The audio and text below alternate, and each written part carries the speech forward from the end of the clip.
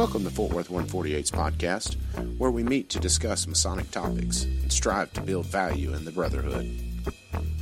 The opinions and statements of the participants do not represent any positions or stance of any Grand Lodge or Lodge and are solely the viewpoints of the participants.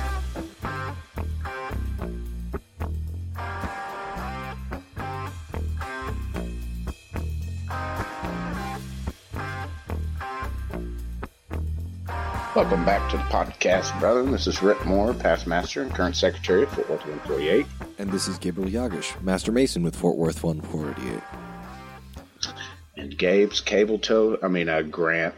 Goodness, you guys need to have the same G. Oh, we're all about the G. Grant's Cable Toe got him again. He's got family duties. So. Not to interfere or anything, right? Exactly. That was kind of the whole thing when we started this. I think we're all in agreement that it's not going to be a burden. We're just going to have fun with it. So he had family stuff. We told him no worries. Yep. But we are hosting, well, I guess this will already be out. We will have hosted the Briscoe workshop when we normally record. So we are recording early this week. Yep, so we had to improvise a little bit of scheduling there, and so didn't work for Grant, unfortunately. But we are thinking of him, and so he is with us in spirit. You got it. So it reminded me too something that's changed about the 64th.org, and I wanted to bring this right off the top because it's such a great idea. Where normally you can go to the 64th.org and submit events, Now they're making like ambassadors of Lodge to where you go in and put your events in there, reoccurring, however you want them, and then we can subscribe. So we get a weekly email. I think it comes out Sunday or something like that of all the events that are going on that week. So, if you can get your schedule 2 or 3 weeks in advance, go submit all that. And that's a great idea. It really is, because you get that email and you kind of on Sunday block out what you can go to, because hopefully we get a lot submitting, and you can pick the ones closest to you or a lodge you've never visited. You cherry pick the ones you can go to. Take those EAs somewhere. Yeah, like have a little adventure trip. Yeah, there's a lot of degrees going on everywhere.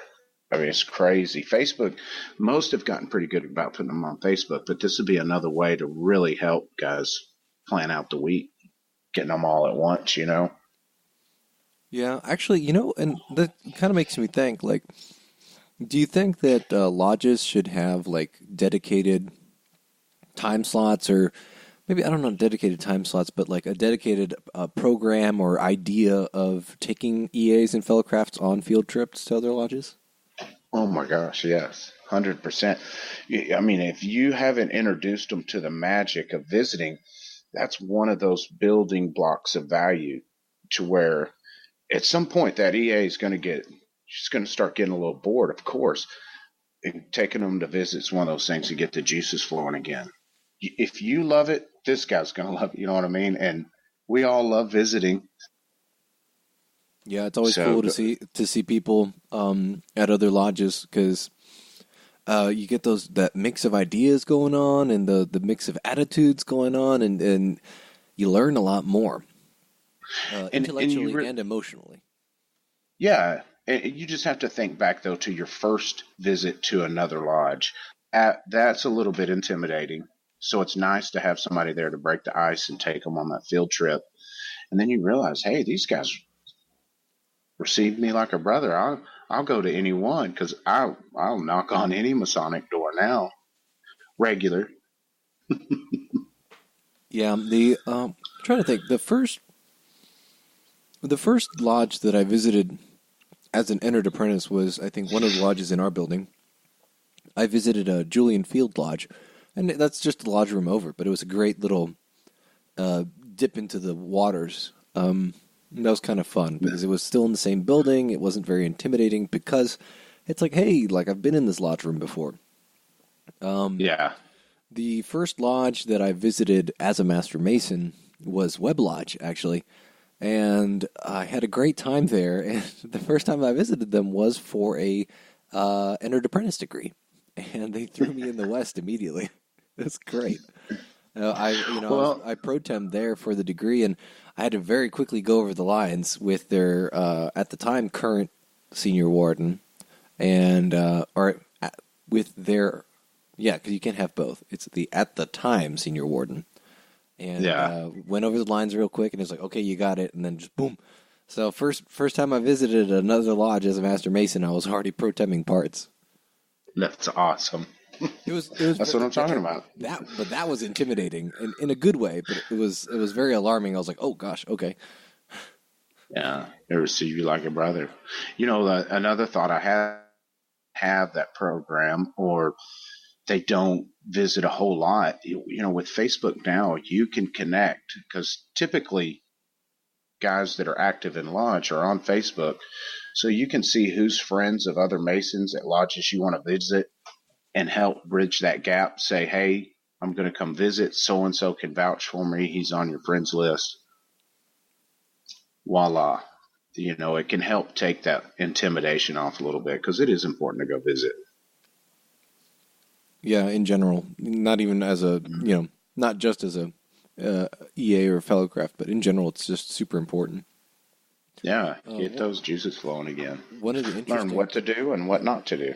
Well, one of the interesting projects that I've seen recently is there's a Facebook group called Bridge Builders of Masonry, and it is a Facebook group for Prince Hall guys and mainstream guys, and they use it to try and organize interjurisdictional visits between Prince Hall and mainstream. And I thought that was super cool. Oh, that is sweet. Absolutely, because, as much paperwork as there is, I really understand the process of that. You kind of got to ease into the change. So that's a great way to, although I wonder if that's legal.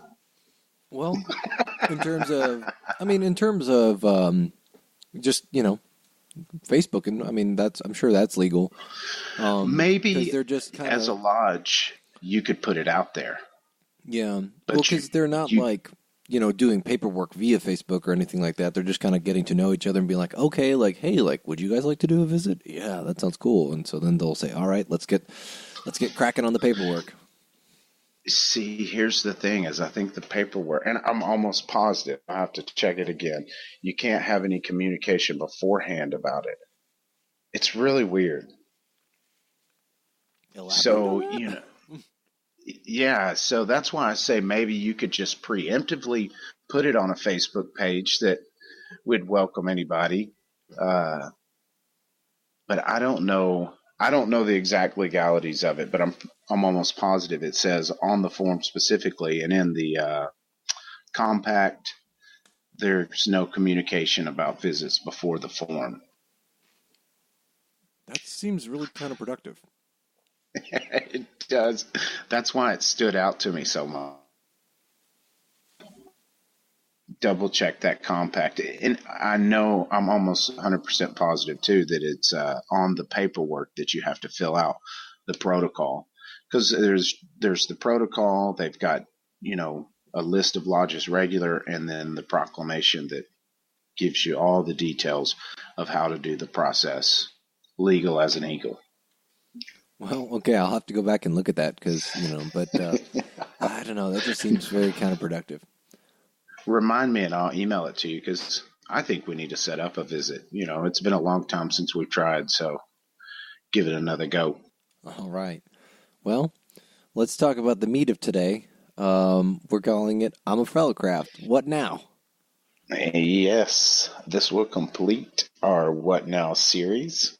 I guess the first thing we want to say is that not that we're going to be giving any secrets away, but if you're a EA, you probably want to save this one for later. So hit the pause button. We're not giving away secrets like Rhit said, but it's hard not to get a slightly spoilery. Yeah, and that's the thing, is that the degrees are going to be so much more meaningful the less you know about them, I guess. to where they'll have a little more impact and leave you in a little wonder. And once you become a Fellowcraft, you'll have time to look into all this. Yeah, there's Enjoy a your lot to EA. study there's a lot to study in this degree, so it'll be good. Yes, there is. All right, Rhit, but so started us off here. What is a Fellowcraft? So, what is a Fellowcraft? Well, I guess in old times there was apprentices and fellows of the craft, which, if you basically break down the word, it's talking about a specific organization, which happens to be the craft of Masonry. But as of now, you're talking about the second degree in Masonry, to where you're the skilled workman in the quarries, applying that knowledge, I should say. I thought it was really interesting because in the old Scottish lodges, when organized Masonry was kind of first starting out, was you would be initiated and they would call you brother, and then once you became a fellow of the craft, they wouldn't refer to you as brother. You would call each other fellow. Thought that was pretty. Yes. And the what we now think of the Master Mason's degree was kind of reserved as a past master's sort of degree, and it was actually open for all degrees to come see. So it's kind of very different. Yeah. But yeah. Yeah. Oh, absolutely. I found a cool definition when it comes to, I guess, speculative, how we look at it. And I robbed this off the internet. I don't have sites for it, so I'm not for sure who it was.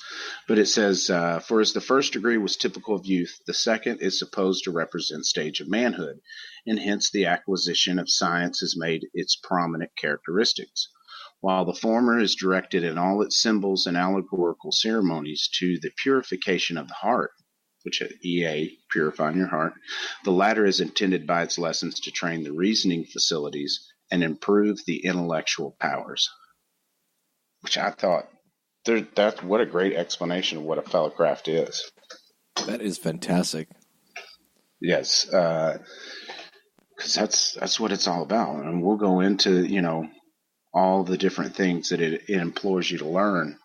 Foremost, the liberal arts and sciences, which in old times, ancient times, anyways, that was college. That's what you learned. Which you still do, but you not kind in of the built same everything. sense. Anything that you wanted to go do, you built off of the rest of it. So, yeah, you have those 7 liberal arts and sciences, and those were kind of your basic building blocks. And there was not a whole lot of education outside of that. Now, we're not saying that there wasn't education outside of that, because there was, but for most people, there was no opportunity for education at all. For the privileged few, the 7 liberal arts and sciences were primarily that education. And then for a very, very, very privileged few, they had other resources available to them than that. But yeah, I mean, once you mastered those 7 arts, liberal arts and sciences, you were ready to study philosophy or theology, and understand how that all works, because you've got to, and we'll break them down in a minute. You got to have a hand to wax philosophy in any good manner, anyway. So where do you start with this? For me, it's basic for the Fellowcraft. I mean, because it's just about studying and acquiring knowledge. And of course, that acquisition of knowledge should inspire you into actions, but there should be time that you cut out, whether it be, big block weekly, small blocks daily, that's for the purpose of acquiring knowledge.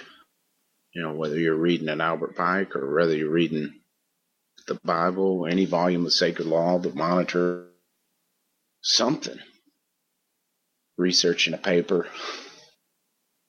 That's really what a Fellowcraft should be doing, and ultimately, if you're a young man, from your age to my age on up to really retirement, not that you stop acquiring knowledge, but putting it into action is a little less feasible when you become feeble.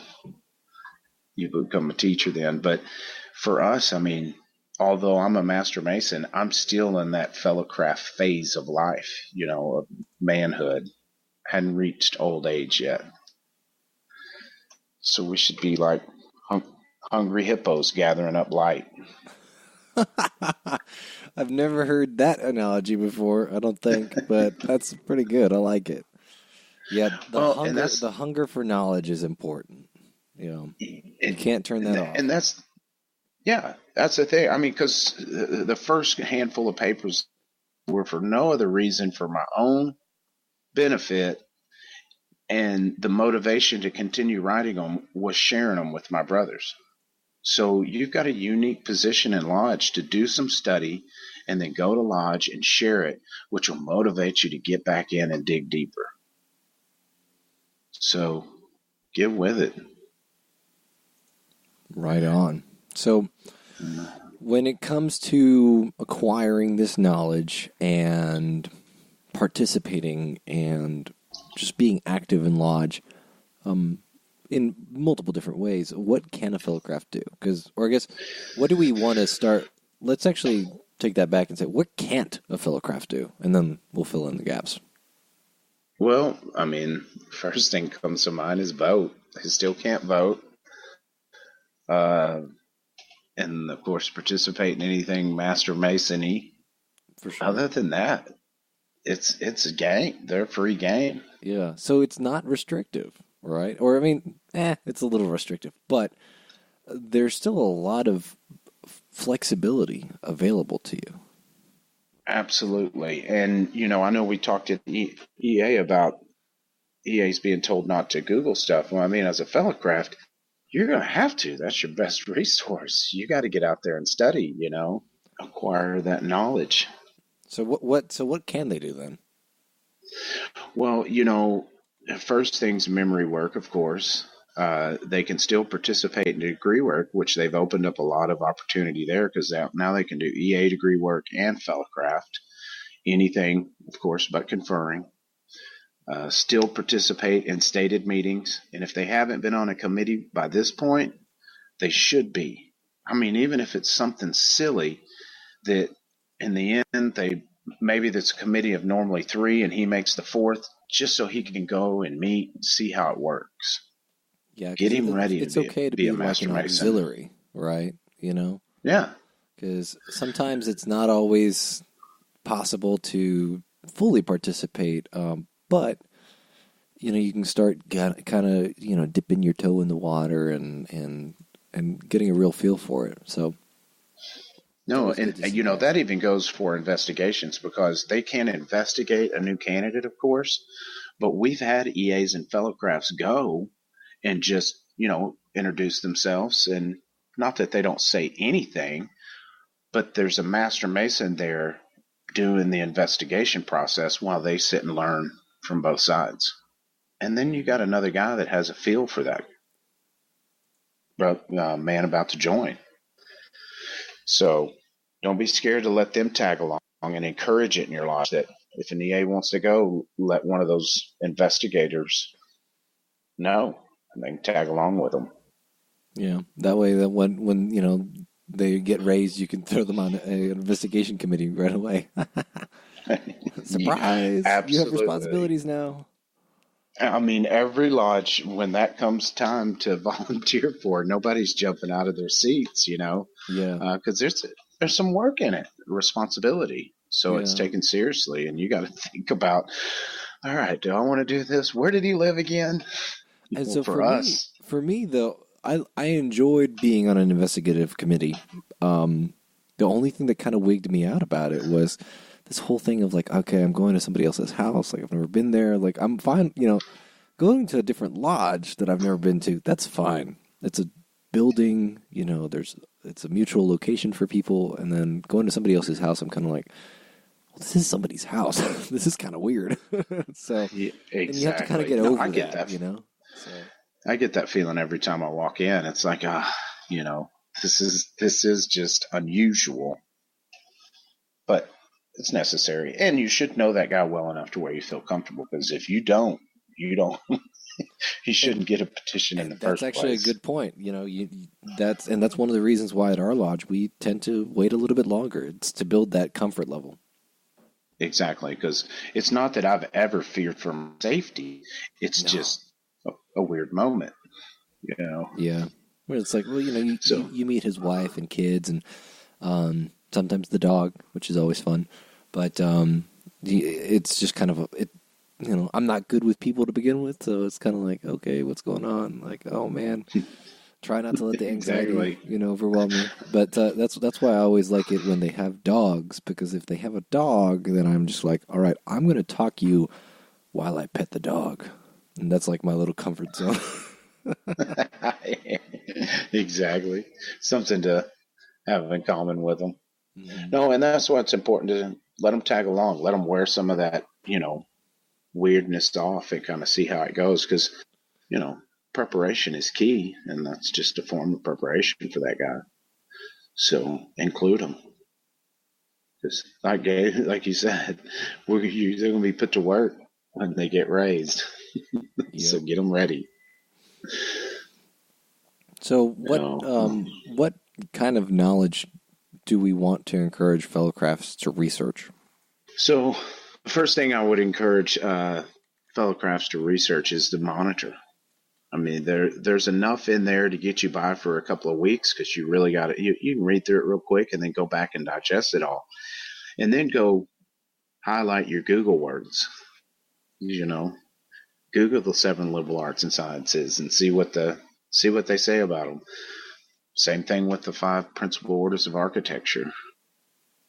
You know, learn about the human senses. It's endless, Yeah, it's and what you can get them to. everything's kind of like a little seed, and you just expand and expand and expand and expand, and you can kind of see why the Fellowcraft degree was originally the second and last degree, because you hit that and you're going, all right, this doesn't end at all.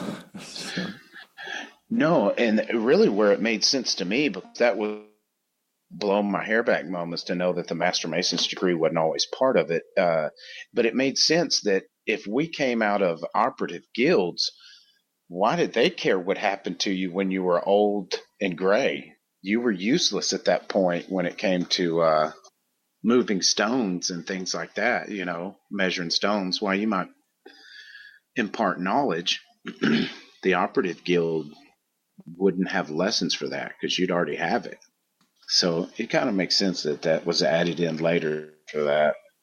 so then, can you tell me about the working tools for a Fellowcraft? So, yeah, and I'll be kind of general with these as well. But, we talked about the entered apprentice working tools being about internal improvements when it comes to divesting mind and learning to best use your time. These more kind of end up in the physical world, create actions because we're taught to walk uprightly, and act correctly, or act by the square. But the one phrase that I think is misunderstood or is not recognized for how deep it is that I love in that is to the undiscovered country from whose bourne no traveler returns. Mm-hmm. And it took me a while to understand that. Of course, I had to look up bourne, what they were talking about, Yeah. and but I don't think I knew for years that it was out of Hamlet. So I went and eventually dug it out of there. And the context of that is phenomenal. So I wanted to share that, in which in Hamlet, and just a small portion of where it has in there, it says, the undiscovered country whose bourne no traveler returns puzzles the will and makes us rather bear those ills we have than fly to others that we know not of.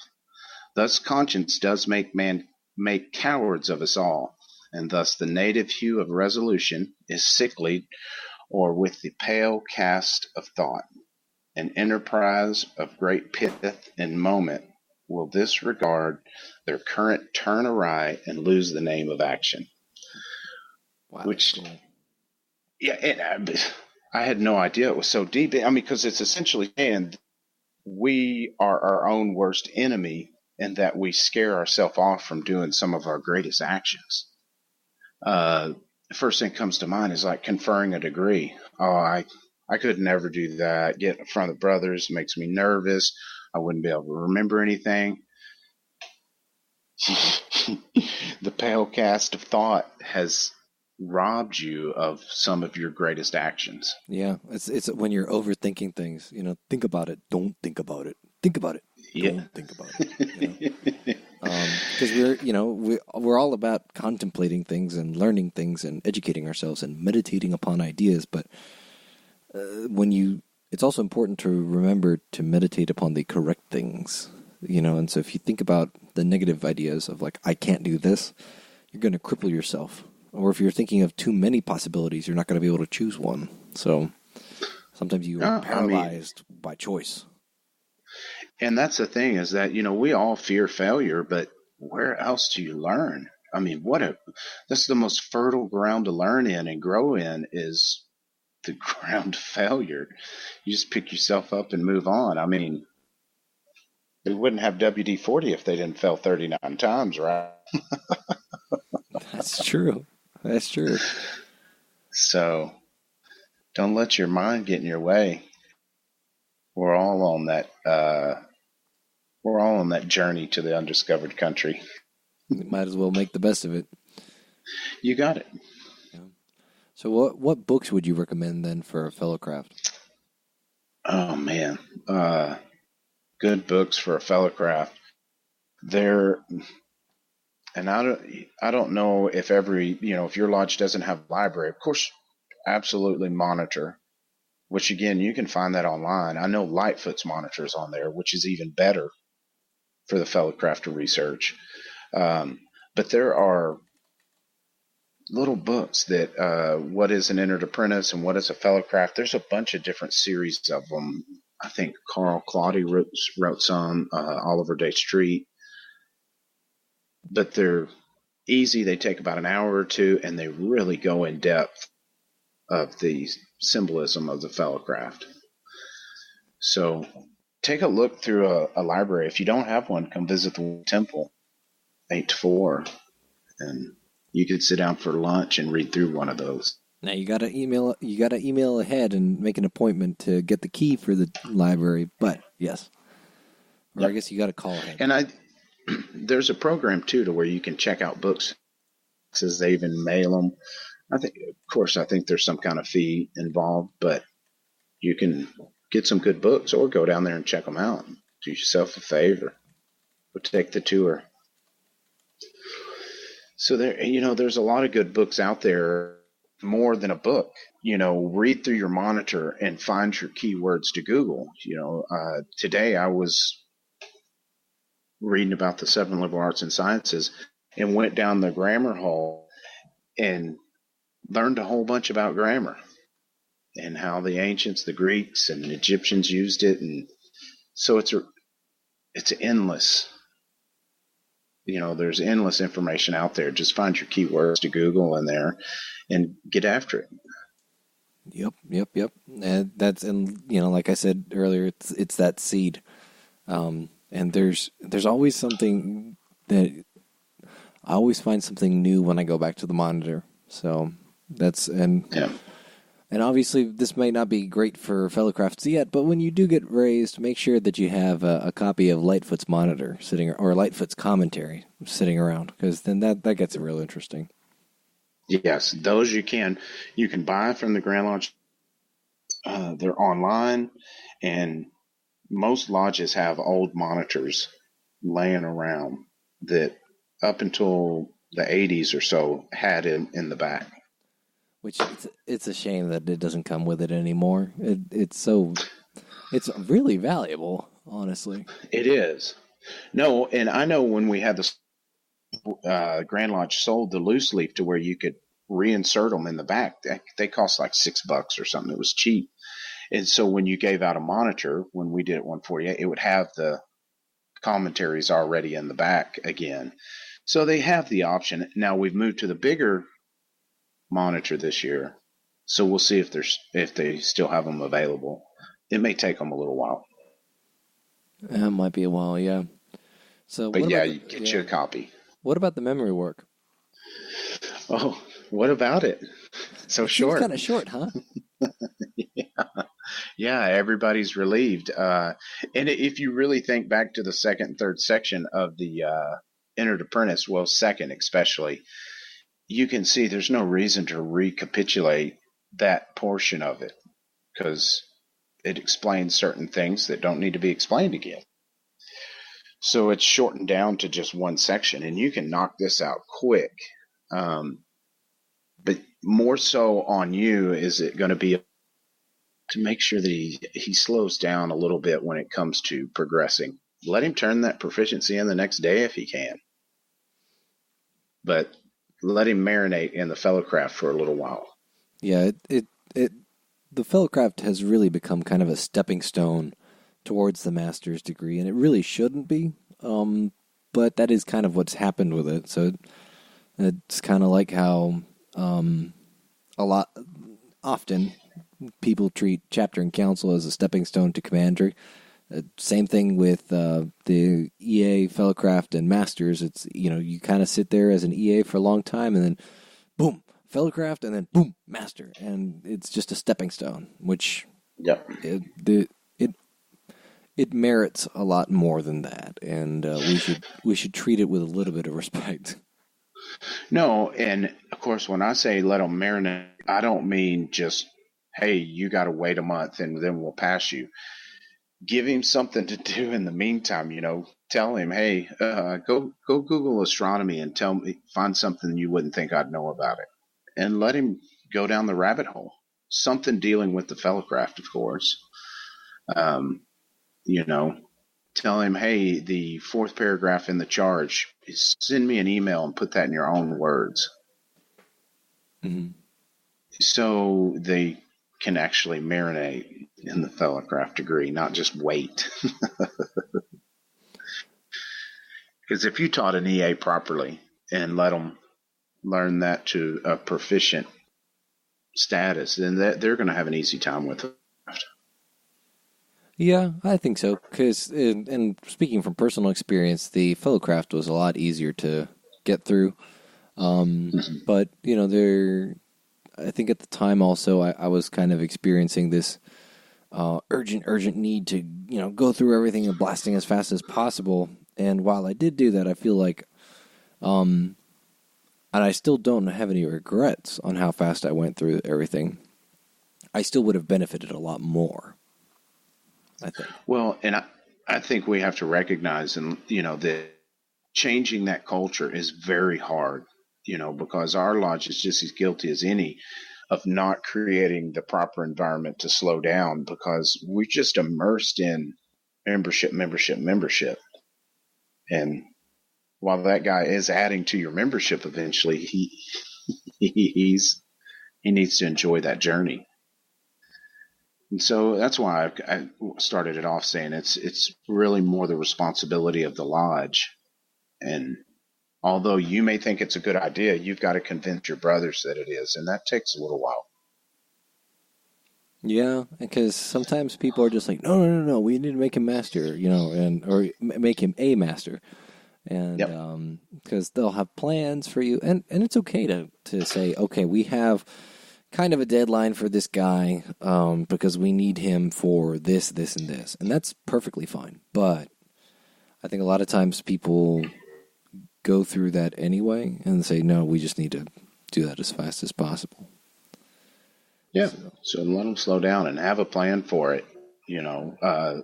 Our Big Brother program's a great example. It's been going on for almost a year now, and it's still catching tractions and has those moments where it slips. So it's not something that happens overnight, for sure. So, going to the general info for Fellowcrafts, if I'm a Fellowcraft, I still can't wear jewelry, right? Right. Sorry, Fellowcrafts. Still can't wear the square and compasses.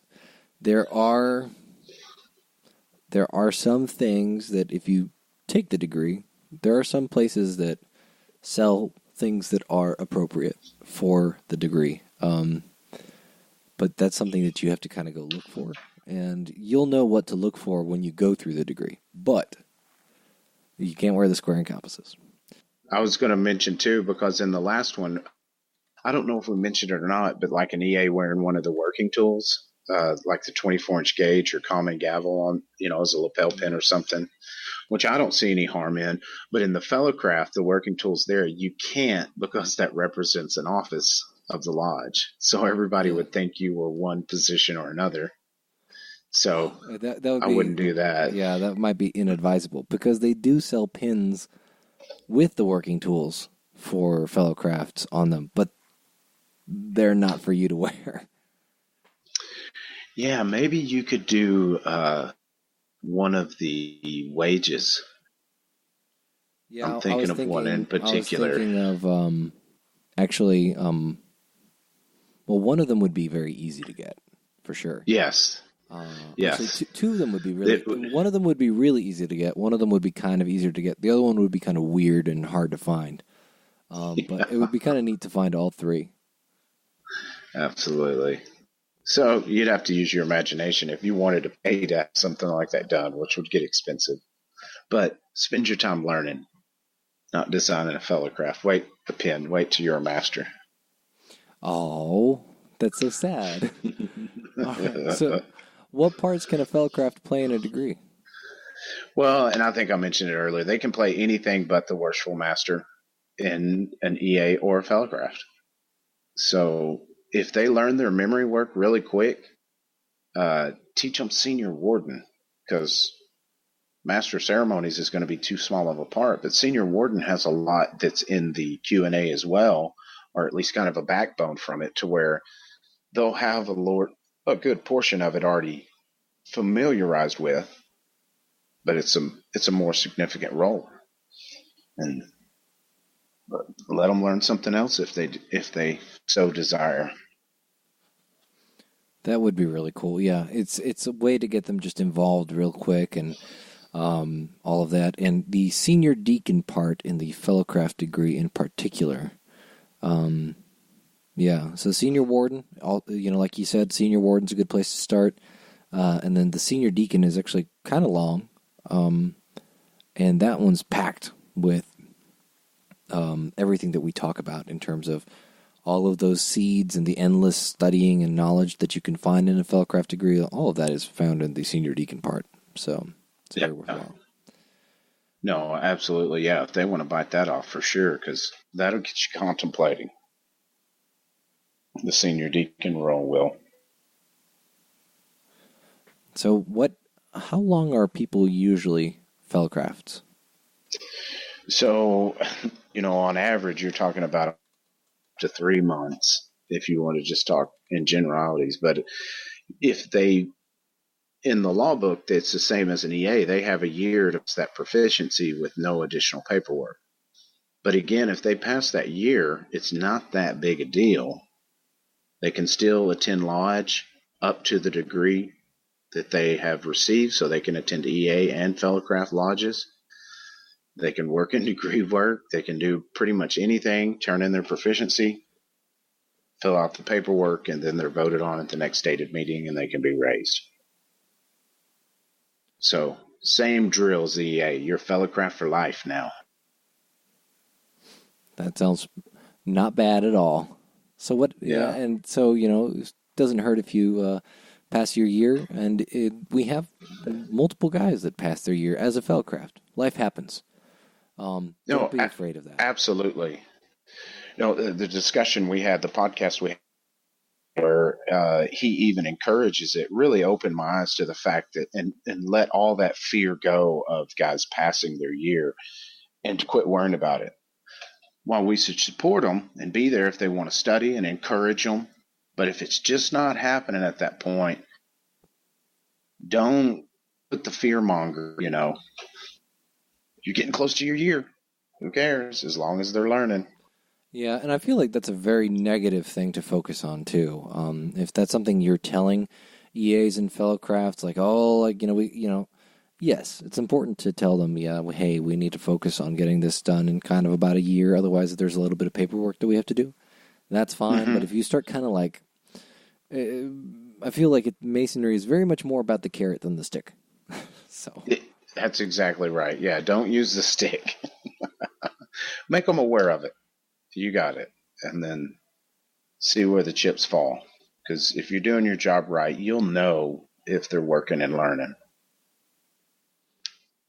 But you so might lose one or two too, so yeah, keep that in mind. there's always people fall off at all stages, including masters. Yeah. There's guys who fall off and never give the master's proficiency back, and that one's kind of harder to understand than the other ones because theoretically they're almost done, but yeah, we lose Fellowcrafts too. What does the monitor mean when it says masonry, like all sciences, is progressive and can only be acquired by degrees and at intervals? What do we So mean? this statement should motivate you to because while you may be bored and stagnant with masonry, you should know the next treasure chest or lighthouse is right around the corner if you keep digging, because it's basically telling us it's like you're not going to do good or even really understand algebra 2 without algebra 1. You're not going to go cut up somebody in a surgery without first taking anatomy. No, Hopefully not. yeah, cut on their thigh for their kidney. You got to know what you're. So that's essentially what it's saying, that the more that you learn and the more knowledge that you acquire, things will be released to you. Revelations will happen. Those aha moments will come. So, I mean, I love that statement more than any. I think it's one of the first words in our first lines in our monitor about the Fellowcraft. Because it should motivate you to know there's stuff out there you don't know, and all you got to do is get out and research. Exactly. It's the hunt. They're here's your rifle.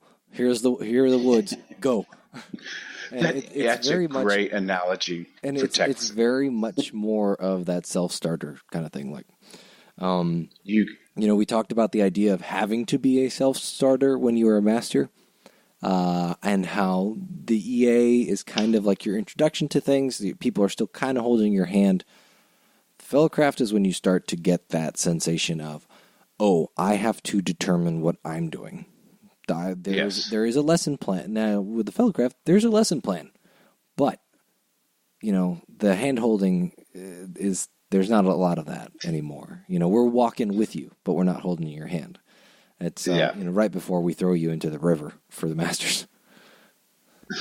Well, and I love that analogy, that down a little bit, because that's such a great comparison of how this is going to go. And when you start researching and looking for light, it's the same thing as hunting for that big deer. You're going to have many hunts to where you just sit in that cold tree stand and nothing crosses your path. But the good hunter, learns to enjoy those moments. I mean, you can talk to any, and they enjoy it for different reasons, being out in nature, whatever it might be, but they learn to enjoy those moments to where normally in everyday life, if you just sat somewhere for 4 or 5 hours, you go bonkers. You put yourself in the DMV, it's a whole different state of affairs. You've learned to enjoy it. It's the same thing you got to do here, because you're not going to open up and it may not change your life, but you should keep hunting.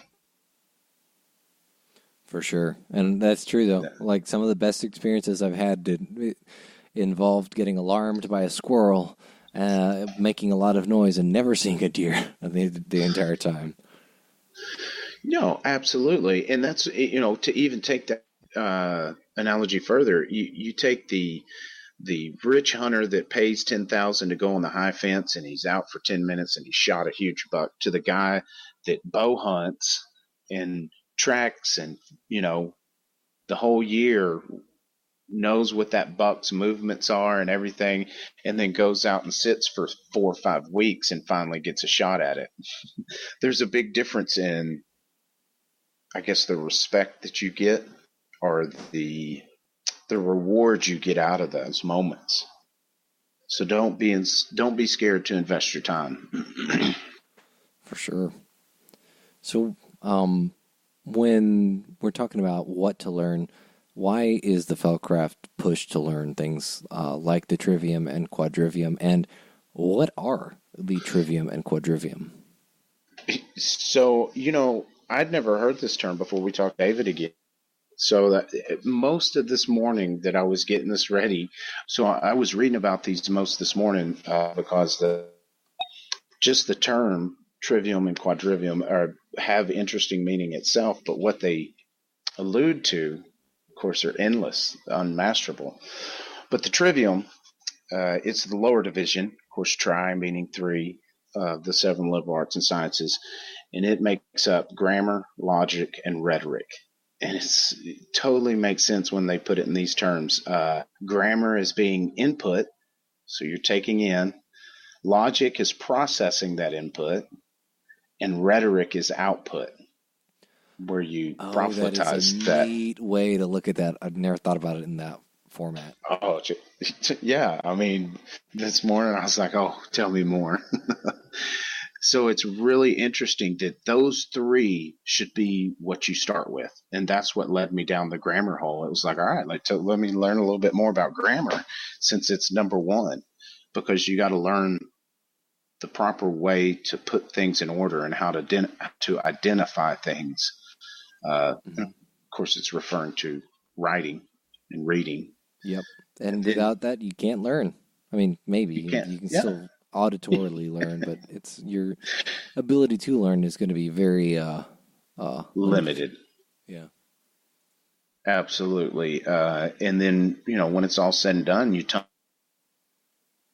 and then you tell your buddies about it with rhetoric, with your talk.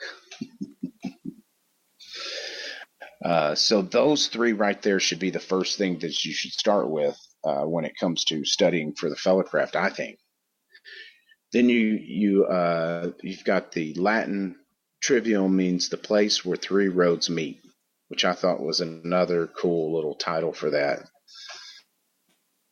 3 roads meet up into one thing and then lead into the Quadrivium. Mm-hmm. So tell us about the Quadrivium. Well, that one is a Latin word again, which means 4 ways. And the Quadrivium consists of arithmetic. That's easy. I mean, that's math. Geometry. We all know that. Drawing circles. Music, which... Drawing circles. That, wow. Yeah, drawing Way circles. To boil it down, dude. No, just kidding. Go, music? Well, yeah.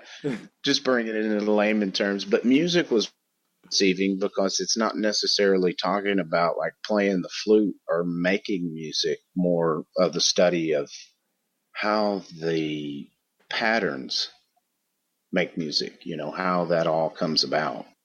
So that's one that's interesting to run down the rabbit hole as well, because we hear music and we think fiddle and guitar or whatever, and it's the study of music is not that. No.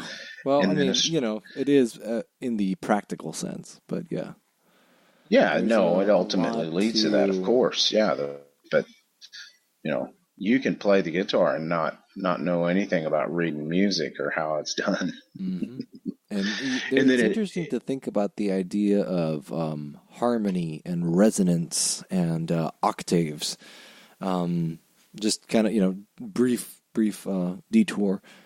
Very interesting to apply the idea of as above, so below to the idea of harmony and specifically octaves. But anyway, carry on, Rhit. No, see, that rabbit hole go deep. And then it finally ends off with astronomy. Not astrology, astronomy. Yeah. Yeah, less fortune telling, more Carl Sagan and Cosmos. Yeah, exactly. Because one of the things that I was reading about the Egyptians and the Red Star is that when it hit a certain level, they knew the Nile was going to flood. So it's been, it's been a part of our culture since recorded history, really. For Pretty I mean, much. some of the earliest artifacts, they found the astrological chart. Oh, really? That's cool. Yeah. So, once you master the first three, those will lead you with the tools and ready to conquer the last four: arithmetic, geometry, music, and astronomy. And once you hit all those, like I said before, that's when you can start philosophizing properly and understanding theology. So, what do you do as an old guy? You wax philosophy. So you spend your time as a young guy learning how to do that. Not bad. Yeah, it's because it's all, in a certain sense, it's all prep work. It is, yeah. For, an easy death. You can welcome the grim tyrant. Yeah. Well, and ladies and gents, that sounds pretty gruesome, but it's a very positive sort of idea, and so don't worry too much about it. No, it is a hard way to put there's spin on it, but as Masons, ultimately, we're supposed to look at that it's inescapable, and those last few moments will come. You want to have pleasant memories to look back on, a fulfilled life, to where you can be like, "Attaboy, Rhit, you done a good job." Yeah. You can rest in peace. If it's allowed in your jurisdiction, what's up with the moving of the lights? So this is actually something that we just recently approved by Grand Lodge to do again, to move the lesser lights around that sit there by the altar. And unfortunately, in our lodge, they're all wired together, so you can't move them. We've been talking about getting candelabras for a few years now, which I know it'll happen eventually, but just as things are revealed, they happen in degrees. Yeah. One thing at a time. But you have the option to move those in different forms, all in triangular form, like it's told in the EA, but in different triangles. So if you have the option and your lodge is game with it, I recommend moving them around. Not that the candidate's going to be brought to light and just like, if they're attentive to detail, they'll notice it if it's different from the EA. But more for discussion in your lodge and to make that moment more special. Because a lot of degree work is not just for the candidate. Absolutely. Absolutely. So normally when you walk in, those tapers are in an equilateral triangle. Let me get my self together here. On the south side of the altar. So as a Fellowcraft, even as an EA, you can have an angle triangle, a right triangle. But as a Fellowcraft, let me open up my monitor quick so I don't get this wrong. I got it bookmarked and I still can't get to it. Okay, so as a Fellowcraft, you can move two tapers on the north side of the altar and leave one taper on what would be the southeast side of the altar. So the front right, if you're looking at it from the west, symbolically speaking, to where it makes a right angle. And the EA, I believe, is flip-flop, and then the Masters moves back to the way they're always set up in the equilateral. So when I was looking into this, Lightfoot, it says see the glossary to learn more about the setting up, but it doesn't say anything in there about why we move it. And I understand the movement of suns and different constellations and things like that a lot attribute to it, but one that I found that I really liked was that when you make a right triangle, the formula for it's basically a squared plus b squared equals c squared. Mm-hmm. So the two parts squared make up the what's called the hypotenuse, the long part of the right triangle. Mm-hmm. And it was known forever. Like the Egyptians, they had used it as a symbol for like one leg represented Isis or I'm sorry, Osiris in the masculine, another leg represented Isis in the feminine, and then the long part was their son, Horus, which kind of relates to the universal nature, those wonders that God has bestowed upon us, and none bigger than the birth, really. So I really liked how it alludes to what was said in the article I read, universal nature. Universal nature. Yep. The Yep. things that transfer everywhere. And triangles. The idea of three and triangles and the mathematical properties thereof pops up everywhere. You look at all the major religions, there will be some, well, not all of them, but for the vast majority of religions, especially Western religions, there's going to be some sort of reference to a threefold concept somewhere. It might be relating to the deity, or it might be relating to how man should act, or it might be related to kind of like the story of creation, but it'll be in there somewhere. Yeah, exactly. And so while the it's not defined in our monitor that one of the triangle EAs represents feminine and the Fellowcraft represents masculine, but it makes sense that one or the other does, and I've often heard referred to as EA feminine and Fellowcraft more masculine, and the combination of the two making the masters. So it's really a unique way to express the deep nature of Masonry by just moving those tapers around in different triangles. So if you can, let it loose. That triangle does allude to the 47th problem of Euclid, but that's a master's thing. Yeah, that comes later. It's one of those hints towards other things. Yep. So what's up with the walking around, and what do we call that? Oh, circumambulation. And the reason I brought this up is because here you are again in your Fellowcraft and walking around the lodge room again. What gives with that?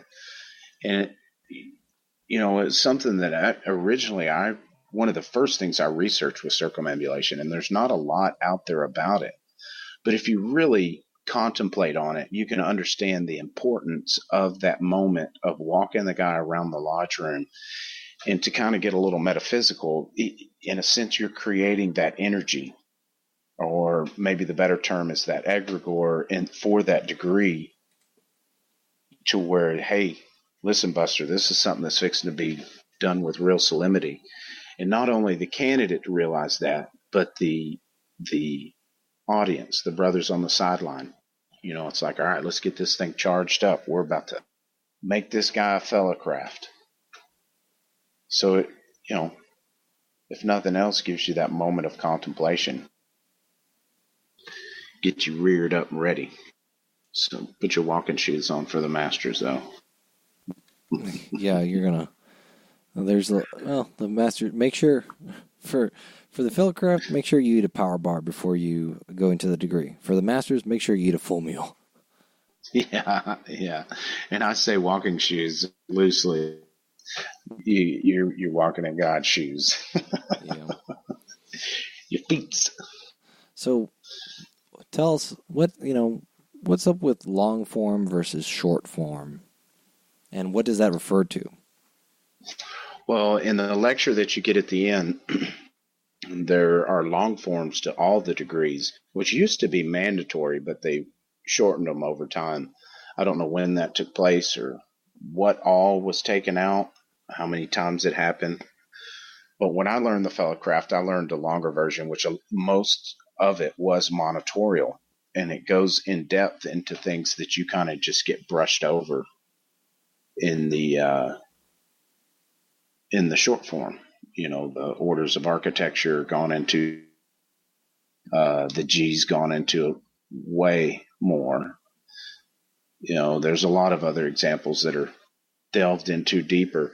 So if you didn't get the long form, and you'd know if you did, because otherwise you're kind of just left like, wait, what's that G again?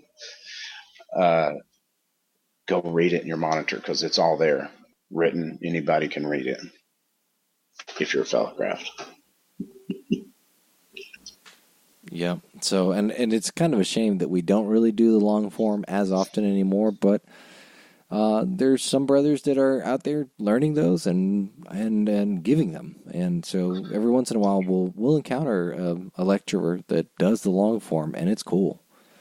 With the Fellowcraft, you're going to want a cup of coffee. Yeah, you will. I was going to say if you want in 438, because Zach Hastings usually does the lectures, and he always does the long form, does it well. One of the examples, though, when we were talking about it before we went on the air, that out of the monitor that is in the long form, and I'll paraphrase here, it talks about the lapse of time, the ruthless hand of ignorance and devastation of war laid waste to many monuments. And it goes on and to further instruct you on how to deal with those kind of things. But I mean, what more fitting, instructive, piece of knowledge is that for the Mason heed while what's going on in our society with all these statues and everything else? Because it pretty much lays out word for word how you deal with that and how you should accept that, not accept it, but internalize it. So dig into that monitor and open yourself up to that light. So, Gabe, I think the last thing I got on this list is went through the Fellowcraft charge because it's pretty specific on what it charges the Fellowcraft to do. And I just wanted to kind of run through them. I just cut out little phrases. Like the first one I've got is to increase your knowledge. And I think we made that real apparent in this podcast that first and foremost, the Fellowcraft needs to acquire light. And we're not talking about flashlights. Find your good web pages, good books, good authors. They're out there. So can you break down the select portions of the charge for us? The other one I've got, it tells you to examine and experience the duties of a Fellowcraft, which we, kind of broke down in here, but ultimately boils down to acquiring knowledge and putting that knowledge out into society with your actions. And it goes further to basically say, if you do that, you'll see the rewards, and it's a self-perpetuating motivation to where you do good things and you put out good vibes into society and knowledge and education because it makes you a happier, better man. Not because you get a tax break or because your mama told you to when you were a kid. You learn the real value to it. So examine and practice and experience those Fellowcraft duties. And the last one I put on here, it's one I fall back onto all the time. I mean, you see it on Facebook. You see it in Lodge. You see it everywhere to where it's so eloquently put, but so hard to follow. And that's when you're dealing with brothers that aren't doing things that they certainly should, that you judge with candor, admonish with friendship, and reprehend with justice. And that's if there even is any. Because some of these situations are strictly opinion-based, and while you might admonish with friendship, that was like the post when the guy put on about I'm sitting in a clandestine lodge. The joke that he made? Yes. Exactly. And everybody freaked. It's bad. With it, 2 minutes, people were calling him an idiot and this. I posted on it. I was like, I think we might be missing some kind of sarcasm or, he's using this in a different term. And lo and behold, it was. So while I was gently nudging that if you're actually in a clandestine lodge, it's not the best idea to post it, at the same time, leaving wiggle room for my misinterpretation. I see that as a form of, not that I'm admonishing him, just kind of reminding. So there's a way to go about things. And that's what I've got for the Fellowcraft. That's not bad. We could talk about this, all the different, senses and orders of architecture, but really and truly, I think that's best left up to each candidate. Yeah, and so there's a lot. We don't have as much public discussion on the Fellowcraft degree because so much of it does rely on spoilery stuff, and which is kind of unfair to the Fellowcraft in a certain sense. But we don't want to give things away for people that haven't gone through the degree yet. I think we've done a pretty good job of keeping it, spoiler safe throughout this podcast. But it's important to to save that, and so there's a lot less that we can discuss in the EA for the Fellowcraft than we can for the EA, and especially the Masters. Since the Masters at that point we were talking more about attitudes and strategies and things, and a lot of what we talk about with the Fellowcraft, it is attitudes and strategies and ideas of things to learn, but so much of it is based in the degree because of how the degree is organized in terms of trying to educate you, that there's not a lot that we can freely talk about or freely talk about without spoiling things for the candidates. So, yeah, that's the last thing we want to do. So we'll be back to having guests and esoteric talk on the next podcast. And so this week's quote is from Thomas Edison, and I like this one quite a bit. Opportunity is missed by most people because it is dressed in overalls and looks like work. Dude, I've got that one pasted on. It's one of my very favorites. Yeah, it's great, and that kind of really summarizes the experience of the Fellowcraft degree's lessons. You're not going to get a lot of mileage out of the Fellowcraft degree unless you put on the overalls and go to work. You got it. You certainly can't be scared of it. That's the nature of our business, is work. So get after it. Enjoy that guy. Yeah, enjoy that guy in overalls. Help him with his work. Yeah. Well, if you'd like to contact us, you can reach us at www.fortworth148.org, at Fort Worth Lodge 148 on Facebook. Our email is info148@fortworth148.org. And if you live in the 64th District of the Grand Lodge of Texas and you want to promote an event or find an event to go to, especially if you are a lodge ambassador, as we mentioned earlier, please reach out to them at 64th.org. That's 64th.org. Yeah, I know Cody Cox is working on a bid system. Not sure if it's out yet, but it's great. Shows you exactly how to add events for lodge ambassadors, and that way we can get this email thing really working, because that'll be beneficial. That'll be great. Yeah, there's your lodge calendar. I mean, if your lodge wants to know what's going on, go look there, because you essentially get your own page for it. Mm-hmm. So, we ready to wrap this thing up now? Yep. All right, this is Rhit Moore signing off. And this is Gabriel Jagush signing off.